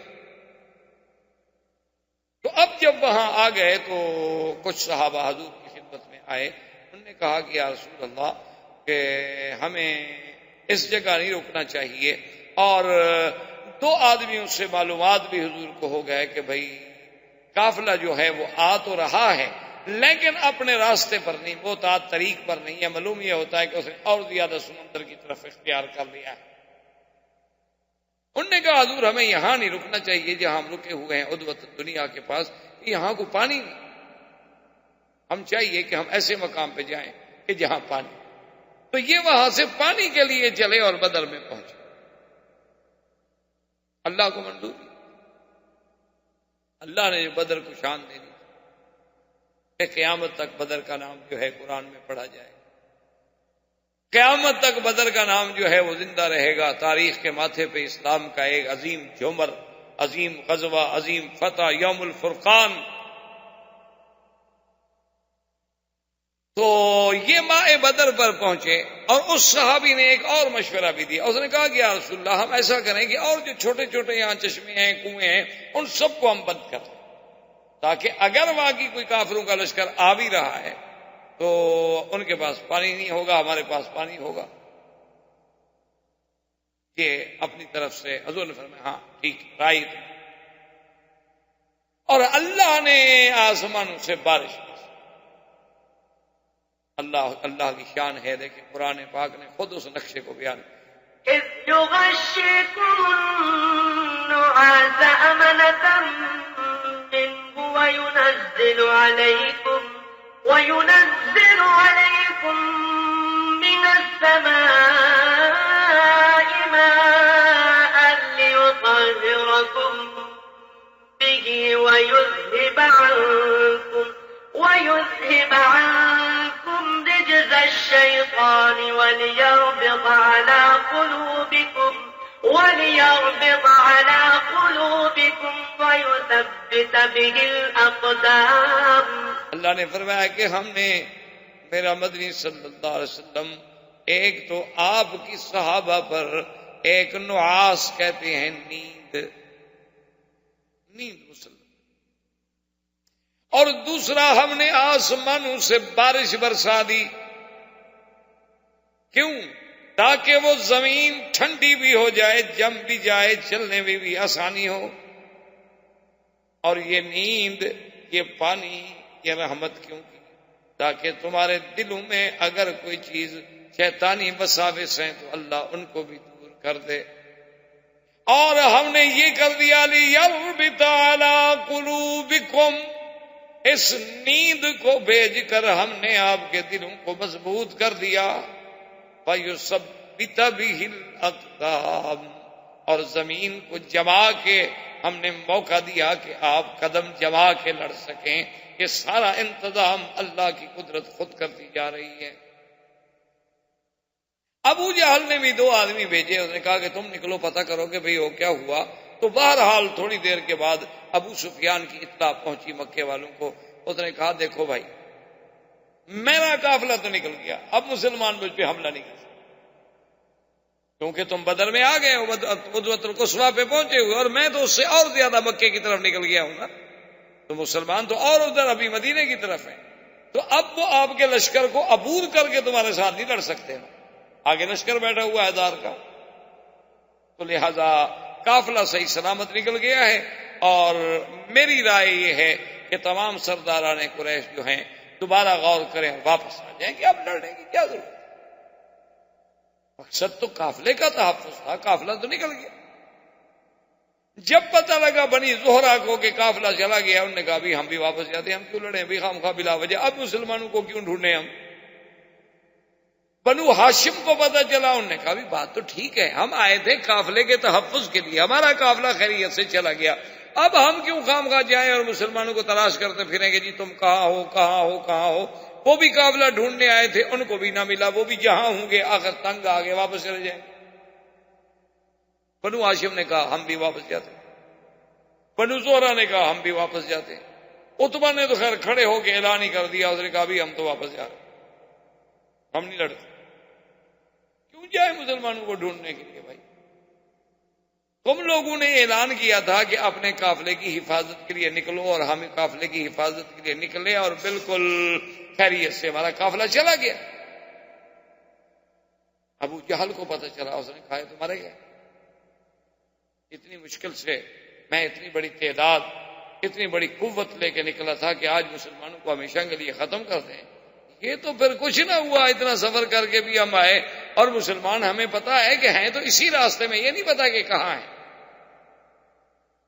اس نے عامر زمری کو بلایا، اس کے بھائی قتل ہوا تھا، اس کو قتل کیا تھا عبداللہ ابن جہش کے قافلے، اس نے اس کو بلایا، اس نے کہا دیکھو یہی تو موقع تھا، مسلمانوں کا کتنے لوگ ہوں گے، 200 300 400 500، ہم تو 1000 ہیں، یہی تو موقع تھا کہ آج ہم مسلمانوں کو صفحہ ہستی سے ہمیشہ کے لیے ختم کر دیں اور تیرے بھائی کا بدلہ لے لیں، لیکن یہ دیکھا نہیں وہ بنو زہرہ والے، بنو ہاشم، عتبہ، سب یہ تو واپس جانے کے لیے تیار ہو گئے۔ انہوں نے کہا اچھا، اس نے جناب وہ اپنے کپڑے پھاڑے، پٹی اٹھا کے سر پہ ڈالی اور آگے جناب رونا شروع کر دیا اور چیخنا شروع کر دیا کہ مکے والو تم بڑے غدار، تمہارا بیٹا مر جاتا، تمہارا بھائی مر جاتا، تم بدلہ لیے بغیر کبھی واپس نہ جاتے، بیٹا چونکہ میرا بھائی مرا تھا نا اس لیے تمہیں اب واپسی یاد آ گئی ہے، تو اتفاق سے آئے ہیں مسلمانوں کے، ہم قریب ہیں، اس کو چل دو۔ اب انہوں نے جب غیرت دلائی سب پھر رک گئے، چلو ٹھیک ہے جی تلاش کرتے ہیں مسلمانوں۔ 2 آدمی گئے تھے تلاش کے لیے ابو جہل کے، مسلمانوں نے ان کو پکڑ لیا، وہ جب پکڑے گئے ان سے پوچھا مسلمانوں نے کہ بھی تم کون ہو، انہوں نے کہا ہم قریش کے ساتھی ہیں، انہوں نے کہا نہیں تم ابو سفیان کے قافلے کے آدمی، نے کہا نہیں ہم قافلے کے آدمی نہیں ہیں۔ اب مسلمان نے ان کو مارنا شروع کیا، حضور صلی اللہ علیہ وسلم نماز پڑھ رہے تھے، آپ نماز سے فارغ ہو، آپ نے فرمایا عجیب بات، جب وہ سچی بات کرتے ہیں تو مارنا شروع کر دیتے ہو، جب جھوٹ بولتے ہیں چھوڑ دیتے ہیں ان کو، وہ تو ٹھیک کہہ رہے ہیں، وہ ابو سفیان کے قافلے کے آدمی نہیں ہیں۔ حضور نے فرمایا اچھا ٹھیک ہے، تم ابو جہل کے قافلے کے لوگوں کتنے آدمی ہیں مکے سے جو لے کے نکلا ہے؟ وہ آدمی بڑے سمجھدار تھے، انہوں نے کہا کہ جی یہ پتہ نہیں ہیں بہت سے آدمی، انہوں نے فرمایا کوئی اندازہ؟ انہوں نے کہا جی اندازہ کوئی نہیں، ہم تو بدو لوگ ہیں، ان پڑھ لوگ ہیں، جاہل لوگ ہیں، ہمیں تو نے بھیجا تھا کہ ادھر جاؤ مدینے سے کوئی قافلہ لڑائی کے لیے نکل رہا ہے اس کا پتہ کرو۔ ویسے بہرحال قریش کا بہت بڑا لشکر ہے لیکن پتہ نہیں۔ خیر تھوڑی دیر کے بعد اس وقت نے پوچھا کہ اچھا روزانہ کتنے اونٹ ذبح ہوتے ہیں؟ انہوں نے کہا جی روزانہ جو ہے نا جی 10۔ حضور نے فرمایا اچھا اس کا مطلب ہے کہ 900 اور 1000 کے درمیان ہے تمہارا لشکر، کیونکہ ایک اونٹ جو ہے 100 آدمی کو پورا ہو سکتا ہے کھانے والے کو. جب 10 اونٹ روز کے ذبح کیے جاتے ہیں تو معلوم ہوتا ہے کہ تمہارا 1000 کا لشکر ہے. انہوں نے کہا جی ہمیں یہ نہیں پتا. حضور نے فرمایا اچھا ان کو نہ مارو، ان کو چھوڑ دو، ان کا کیا ہے، یہ تو مامور ہیں، ڈھونڈ رہے ہیں، جیسے ہم ڈھونڈ رہے ہیں یہ ویسے ہی ڈھونڈ رہے ہیں. ان کو چھوڑ دیا. انہوں نے جا کے بتلایا. اب دونوں قبیلوں کو پتا چلا کہ بھئی اب تو بالکل قریب ہیں، ہم صرف وہ ٹیلے کے ادھر ہیں پہاڑوں کے اور ہم ادھر ہیں، ہم تو بالکل قریب آ گئے، بالکل عین درمیان میں تو کوئی فاصلہ ہی نہیں. اب ابو جہل نے اپنے لشکر کو للکارا اور حضور صلی اللہ علیہ وسلم کی ذات مبارک کو بھی یقین ہو گیا کہ اب تو جنگ ہونی. حضور کھڑے ہوئے، آپ نے خطبہ پڑھا اور آپ نے فرمایا کہ اشیروا یا ایھا الناس، لوگوں مشورہ دو. کیا بات، ہم نکلے تو قافلے کے لیے تھے لیکن قافلہ تو نکل گیا. اب کیا ارادہ ہے، جنگ لڑنی ہے یا طریقے سے واپس جائیں؟ تو صحابی اٹھے، حضرت ابو بکر، حضرت عمر، مہاجرین میں سے، قریش میں سے. انہوں نے کہا کہ یا رسول اللہ الامر الیک، سب معاملہ آپ کے ہاتھ میں، آپ جو حکم دیں گے ہم تو جانے قربان، بس ہم تو یہ جانتے ہیں کہ جو آپ کا حکم ہوگا ہمارا. حضور پھر فرمایا اشیروا یا ایھا الناس، لوگوں رائے دو. تو انصار کا سردار اٹھا، وہ سمجھ، اس نے کہا کہ حضور ہمارا فکر، کیونکہ قریش کے تو 2-3 آدمی کھڑے ہو کے رائے دے چکے ہیں. اصل میں حضور ہمارا فکر کر رہے ہیں، چونکہ ہم مدینے والے جو ہیں ایک تو زیادہ جنگ سے واقف نہیں، اور دوسری بات یہ ہے کہ ہم نے وعدہ کیا تھا حضور کا کہ آپ مدینے میں آئیں گے تو ہم اپنی جانیں مالیں آپ پہ قربان کر دیں گے. حضور اس فکر میں ہے کہ شاید یہ مدینے کی حد تک تو میرا تحفظ کریں گے لیکن مدینے کے باہر شاید نہ کریں، کیونکہ معاہدہ تو یہی تھا. وہ کھڑا ہوا، اس نے کہا کہ یا رسول اللہ لسنا اصحاب محمد اصحاب موسیٰ بل نحن اصحاب محمد. اس نے کہا حضور کیوں فکر کرتے ہو، ہم کوئی موسیٰ علیہ السلام کے ساتھی نہیں جو یہ کہیں گے کہ فَاذْهَبْ أَنْتَ وَرَبُّكَ فَقَاتِلَا إِنَّا هَاهُنَا قَاعِدُونَ، بلکہ ہم تو وہ لوگ ہیں، ہم کہیں گے فَاذْهَبْ أَنْتَ وَرَبُّكَ فَقَاتِلَا إِنَّا مَعَكُمَا مُقَاتِلُونَ. نے کہا کہ یا رسول اللہ آپ کیا فکر کر رہے ہیں، ہم موسیٰ علیہ السلام کے ساتھ یہ کہہ دیں گے کہ آپ جانے، آپ کا خدا جانے، ہم بیٹھے ہوئے ہیں، آپ لڑیں، ہم آپ کے ساتھ ہیں. ایک اور انصاری، انہوں نے کہا حضور لو امرتنا الى برک الغماد، برک الغماد ایک جگہ ہے یمن، اور مدینہ شریف سے لے کر برک الغماد تک درمیان میں 14 بڑے بڑے قبائل ہیں. انہوں نے کہا حضور اگر آپ ہمیں کہیں نا کہ برک الغماد پہ پہنچو تو ہم پہنچیں گے، یعنی یہ تو ایک قریش کا قبیلہ ہے نا، وہ تو 14 قبیلوں سے لڑ کے جانا پڑے گا نا برک الغماد، ہم تو پھر بھی حکم کے لیے تیار ہیں. ایک اور صحابی کھڑے ہوئے، انہوں نے کہا لو امرتنا لخذنا فی البحر، حضور آپ حکم تو کریں کہ سمندر میں چراغ لگا دو، ہم لگا دیں، ہمارا فکر کیوں کرتے ہیں. فسر رہا، حضور صلی اللہ علیہ وسلم کے چہرہ مبارک جو تھا وہ خوشی سے کھل. حضور نے فرمایا کہ اللہ تم لوگوں کو جزائے خیر دے. یہی تو آزمائش کی گھڑیاں ہوتی ہیں جن میں مومنوں کا ایمان اللہ آزماتے ہیں. تو آپ لوگوں نے جس ایثار کا اور جس قربانی کا اظہار کیا ہے وہ مجھے میرے لیے خوشی کا باعث ہے. لیکن میں ایک بات بتا دوں، مجھے بھی اللہ کی طرف سے اشارات ملے ہیں، فتح تو تمہیں ہوگی، گھبرانے کی کوئی بات نہیں. یا تو ہمیں قافلہ ملے گا یا پھر ہمیں یہ مال غنیمت ملے گا ان سے، اللہ ہمیں خالی نہیں بھیجیں گے مدینہ سے. ان دو چیزوں میں سے ایک چیز ہمیں ملے گی.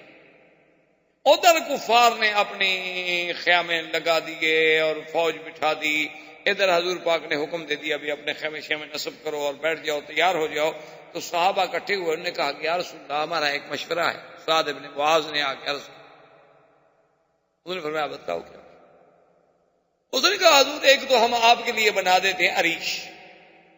عریش کا معنی یہ ہوتا ہے کہ لکڑیاں کھڑی کر لیتے تھے اور اوپر کچھ لکڑیاں ڈال کے اور کھجور کی چھڑیاں ڈال کے، یعنی چھپر سا، جسے آپ سمجھیں چھپر، تو اس کا فائدہ یہ ہوگا کہ ایک تو دھوپ کے وقت آپ اس کے نیچے بیٹھ گیا تو سایہ ہو گیا، اور ضرورت کے مطابق آپ اس کے اوپر بھی بیٹھ گئے اور اوپر سے کھڑے ہو کر دوست دشمن احباب کو آپ دیکھتے رہے۔ اور دوسرا حضور وہاں ہم اپنے خصاف جو ہمارے پاس اونٹ ہیں جیسے ہیں ان میں سے جو اچھے ہیں وہ پہاڑ کے پیچھے بٹھا دیتے ہیں کہ خدا نہ خواستہ جنگ میں اگر ہم سب کے سب شہید ہو جائیں۔ یا رسول اللہ جو لوگ مکے میں ہیں مدینے میں ہیں وہ کوئی ہم سے ایمان میں کم مخلص تو نہیں؟ اس وقت تو یہ اعلان نہیں ہوا تھا کہ ہم نے جنگ لڑنی ہے، ورنہ تو کوئی پیچھے نہ رہتا۔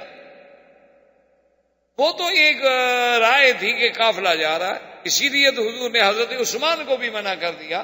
حضرت عثمان رضی اللہ تعالیٰ عنہ آنے لگے تو آپ نے فرمایا کہ عثمان نہیں، میری بیٹی اور تمہاری بیوی رقیہ جو ہے وہ بیمار ہے، تم اس کے علاج کے لیے رک جاؤ، کوئی بات نہیں، ہم تو ابو سفیان کے قافلے کی حد تک جا رہے۔ اس نے کہا حضور پھر یہ فائدہ ہوگا کہ آپ ایک تو عریش میں اونچے ہوں گے اور آپ دیکھ رہے ہوں گے کہ ہمارا میدان جنگ میں کیا حال ہو رہا ہے۔ اگر خدا نہ خاصا پانسا پلٹتا ہوا دیکھیں تو کم از کم آپ تو اونٹ پہ بیٹھ کے مدینہ شریف پہنچے، اتنے تک تو ہم کافروں کو آگے نہیں بڑھنے دیتے جب تک کہ آپ دور نہ چلے جائیں۔ اتنا تو ہم بھی روک لیں کہ کم از کم ان کو ایک دن روک لیں۔ آپ ایک دن کا سفر اگر آگے نکل جائیں پھر تو آپ کو کوئی نہیں پکڑ سکتا، اور آپ جب مدینے پہنچیں گے تو مدینے والے پھر آپ کے ساتھ ہوں۔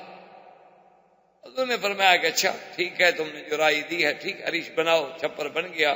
حضور صلی اللہ علیہ وسلم کھڑے ہیں، نماز پڑھ رہے ہیں، اور نماز کے بعد جو حضور نے ہاتھ اٹھائے اور اتنی لمبی دعا کی کہ صحابہ کہتے ہیں ایسی دعا ہم نے کبھی نہیں۔ اور اسی دعا میں اللہ کے نبی نے یہ وہ کلمات تھے جو فرمائے تھے کہ اللہم ان تہلک هذه العصابة لن تعبد في الارض ابدا، کہ اللہ آج اگر تو نے اس جماعت کو بھی ختم کر دیا تو پھر تیری عبادت کرنے والا بھی زمین پہ کوئی نہیں رہے گا۔ کیوں یہی تو جماعت، اگر یہ بھی ختم ہو گیا تو مدینے والے بیچارے وہ بھی تو ہمت ہار جائیں گے نا، اسلام کی تو شوکت ہی ختم ہو۔ اور حضور کے کندھے مبارک میں چادر ہے، ایک روایت میں آتا ہے کہ وہ چادر بھی گر گئی، اور دعا مانگتے مانگتے مانگتے حضرت ابو بکر آئے، انہوں نے آ کے حضور کی چادر اٹھائی اور کہا کہ لا تلہی علی اللہ یا رسول اللہ واللہ لا یخزیک اللہ ابدا۔ میرا مدنی آپ اتنی سخت دعائیں اپنے اللہ سے کیوں مانگ رہے ہیں؟ مجھے اس رب قدیر کی قسم ہے خدا آپ کو کبھی رسوا نہیں کرے۔ اللہ اپنے نبی کو رسوا کر دیں؟ حضور آپ کیوں فکر کریں؟ آپ کوئی فکر نہ کریں، اللہ آپ کی نصرت کرے۔ حضور صلی اللہ علیہ وسلم دعا سے فارغ ہوئے، آپ کا اطمینان قلب ہوا، اور اس کے بعد جو ہے اب مارکے کی کیفیت جو تھی وہ بالکل ایسے ہو گئی کہ ادھر آپ خود سوچیں 1000 آدمی ہو اور سامنے 313 آدمی ہو تو کیا مقابلہ کیا ہوتا ہے۔ تو حضور نے حکم دیا کہ بھئی وہ جو عام ہوتا تھا نا جی، پہلے جو جنگوں کے طریقے ہوتے تھے وہ یہ ہوتا تھا کہ یہ میمنہ ہے، یہ میسرہ ہے، اور یہ درمیان، یعنی جنگیں جو ترتیب دی جاتی تھی نا کہ ایک فوج جو ہے وہ دائیں طرف سے بڑھے، ایک فوج جو ہے وہ میسرہ سے بڑھے، ایک فوج جو ہے وہ سیدھی چلے گی، تاکہ وہ دونوں بازو جو ہیں وہ مدد کرتے چلے جائیں گے اور دشمن کو گھیرے میں لیتے لیتے لیتے لیتے اس کے پیچھے آ جائیں۔ اور کچھ لوگ ہوں گے جو اپنے فوج میں، اپنے مسکر میں، اپنے مقر میں اس کا کنٹرول کریں گے، حفاظت۔ اب یہ تو بالکل یعنی ایک عجیب سی بات تھی نا کہ کہاں 1000 کا لشکر جرار، اور ہر آدمی ان کا مقاتل، ہر آدمی جنگجو، اور کہاں حضور صلی اللہ علیہ وسلم کے صحابہ اور ناتجربہ کار جنہوں نے کبھی جنگ بھی نہیں دیکھی، لیکن حضور نے حکم فرمایا کہ ایسا کرو کہ ایک ہی صف بنا لو لمبی، بس اب میمنہ میسرہ کا کوئی وقت نہیں، ایک صف بنا کے دشمن کے سامنے کھڑے ہو جاؤ، پھر اس کے بعد جو ہے ہم جنگ کی ابتدا کریں گے۔ اور اللہ تبارک و تعالیٰ آپ کو بھی مجھے بھی صحیح راستے پہ قائم رہنے کی توفیق دے، اور اصحاب بدر کا جذبہ، ایمان، محبت، استقامت نصیب فرمائے۔ والسلام۔ برادران اسلام، واجب الاحترام بزرگوں، دوستوں، عزیز نوجوانوں، سیرت رسول پاک صلی اللہ علیہ وسلم کے ضمن میں ہمارے یہ دروس کا سلسلہ کئی ہفتوں سے جاری ہے الحمدللہ۔ زمانہ قبل از اسلام زمانہ ولادت محمد مصطفیٰ صلی اللہ علیہ وسلم، بشارات وقت ولادت، ولادت کے بعد کے ارہاسات و معجزات، اور حضور صلی اللہ علیہ وسلم کا شباب، زمان بعثت،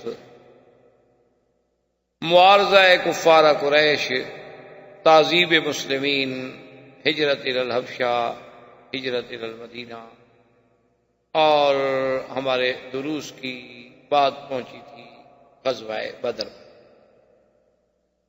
غزوہ بدر جو ہے یہ اسلام کا سب سے اول غزوہ ہے۔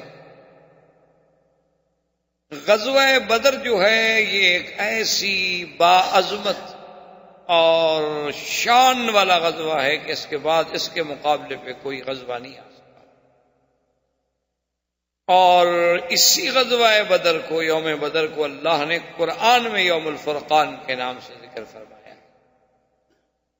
اور غزوہ بدر جو ہے بے اعتبار زمانے کے بھی سب سے افضل زمان میں کہ رمضان المبارک میں واقع ہوا، اور بے اعتبار سبقت کے بھی کہ مسلمانوں کی مظلومیت کے بعد، مقہوریت کے بعد یہ پہلا موقع ہے کہ اسلام نے اپنے ماننے والوں کو اجازت دی کہ وہ میدان میں نکل کے کفار کا مقابلہ کریں۔ اور اس غزوے کی عظمت یہ بھی ہے کہ سرکار دو جہاں خود تشریف ساتھ لا چکے ہیں، اور یہی وہ غزوہ بدر ہے کہ جس میں اللہ کے فرشتوں نے بھی قتال کیا۔ اس سے پہلے یا اس کے بعد پھر کسی غزوے میں فرشتوں نے قتال نہیں کیا، فرشتے اترے تو ہیں لیکن انہوں نے جنگ نہیں لڑی۔ اور اس غزوے کے بارے میں اگر آپ قرآن پاک کی ان آیات پر جس میں اللہ نے غزوہ بدر کا تذکرہ فرمایا ہے غور کریں، تدبر کریں، تو معلوم ایسے ہوتا ہے کہ جیسے قدرت خود تخطیط کر رہی ہے کہ اللہ تبارک و تعالی نے قرآن پاک میں فرمایا کہ اگر تم مسلمان اور کفار قریش آپس میں ایک دوسرے کے ساتھ جنگ کا پروگرام بناتے، ایک وقت معین کرتے، ایک مقام معین کرتے، لاختلفتم فی المیعاد، ہو سکتا ہے کہ تم اس کو پورا نہ کر سکتے، ولیکن لیقضی اللہ امرا کان مفعولا، لیکن جو اللہ فیصلہ کر چکا ہے وہ تو ہو کے رہے گا۔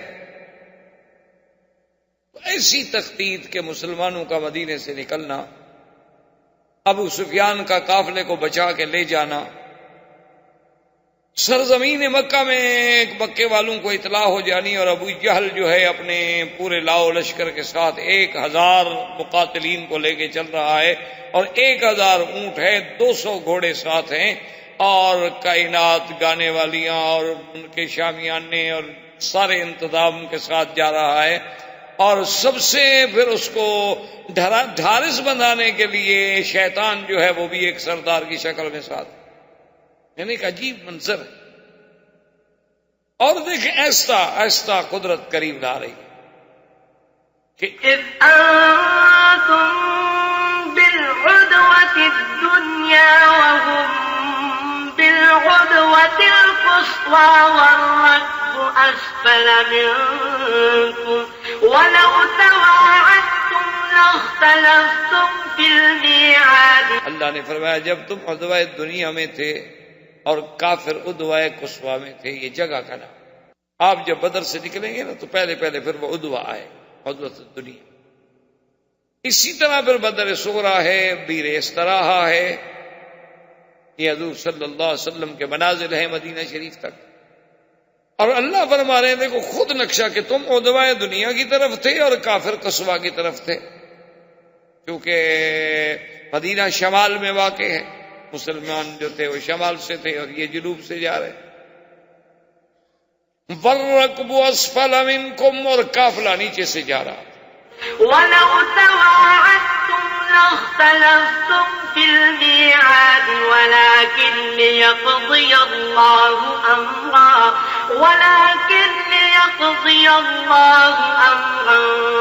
كَانَ مَفْعُولًا لِيَهْلِكَ من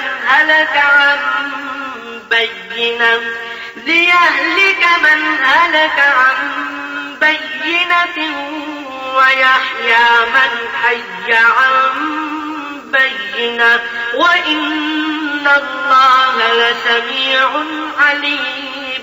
اللہ فرماتے ہیں یہ تو سارا ہم کر رہے ہیں، اگر تم کرتے تو تم وعدے پہ شاید نہ پہنچتے، لیکن ہم چاہتے تھے کہ فیصلہ ہو جائے، حق اور باطل نکھر جائے، صدق اور کذب جو ہے الگ ہو جائے، ظلمت و نور کا امتیاز ہو جائے، یوم الفرقان بن جائے.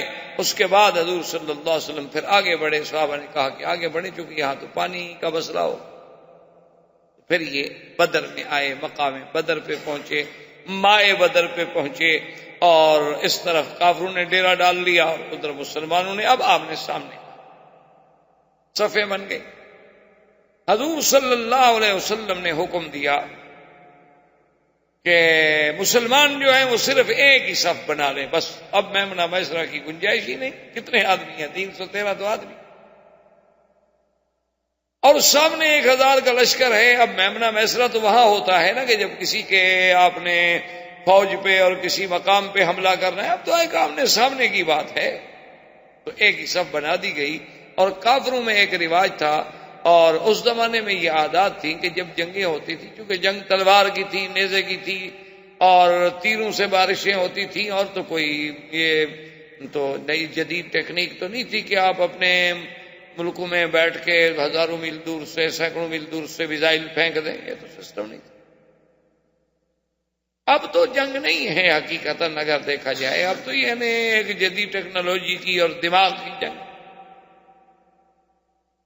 اب تو عقل لڑائے جاتے ہیں نا. اب کوئی بہادری، کوئی شجاعت، وہ تو مسئلہ ہی نہیں. آپ ایک پورے یعنی نعوذ باللہ ایک پورے ملک پہ ایک ایٹم مار دیں، ایک بم پھینک دیں، بس ختم ہو گئے. بہادر کیا اور کمزور کیا. جنگیں تو پہلے ہوتی تھیں جب آمنے سامنے ایک دوسرے کا مقابلہ ہو. اور اس وقت رواج یہ تھا کہ جب صفیں دونوں طرف سے کھڑی ہو جاتی تو لوگ مبارزت کرتے تھے. اس پر بھی میں کہتے ہیں مبارز، کہ حل یبارز نہیں، کوئی ہے جو میرے مقابلے پہ نکلے.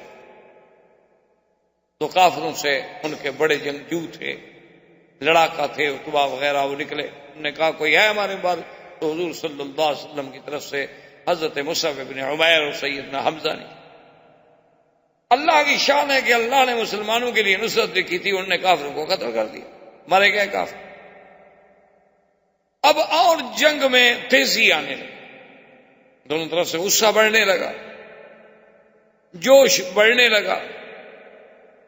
تو حضرت عبد الرحمن بن عوف فرماتے ہیں کہ میں نے جب صف پہ نظر ڈالی تو خدا کی قدرت ہے کہ میرے اس جانب بھی ایک نوجوان ہے جس کی عمر 17 سال، اور میرے بائیں جانب بھی ایک نوجوان ہے جس کی عمر زیادہ سے زیادہ 20 سال ہوگی، اور دونوں بھائی تھے، معاذ اور معوذ.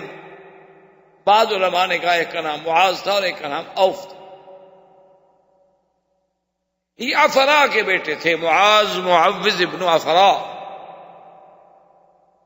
تو عبد الرحمن ابن عوف فرماتے ہیں کہ میں نے اپنے دل میں یہ تمنا کی، یہ خواہش کی کہ کاش میرے دائیں بائیں کوئی بہادر ہوتے، کوئی تجربے کار ہوتے جنگ کے، تو چلو دوران جنگ میں مجھے بھی کوئی تھوڑا سا تو ریلیف ملتا. اب یہ دونوں بچے ہیں، میں ان کو سنبھالوں گا کہ جنگ کروں گا. وہ کہتے ہیں کہ میں ابھی اسی فکر میں تھا، اسی سوچ میں تھا کہ اس میں سے ایک لڑکے نے مجھے کہا کہ یا عمّی، میرے چاچا، این ابی جہل، ابی جہل کہاں ہے؟ احباب کرام، اس کے بعد اب آپ اس مبارک سلسلے کی CD نمبر 17 سماعت فرمائیں.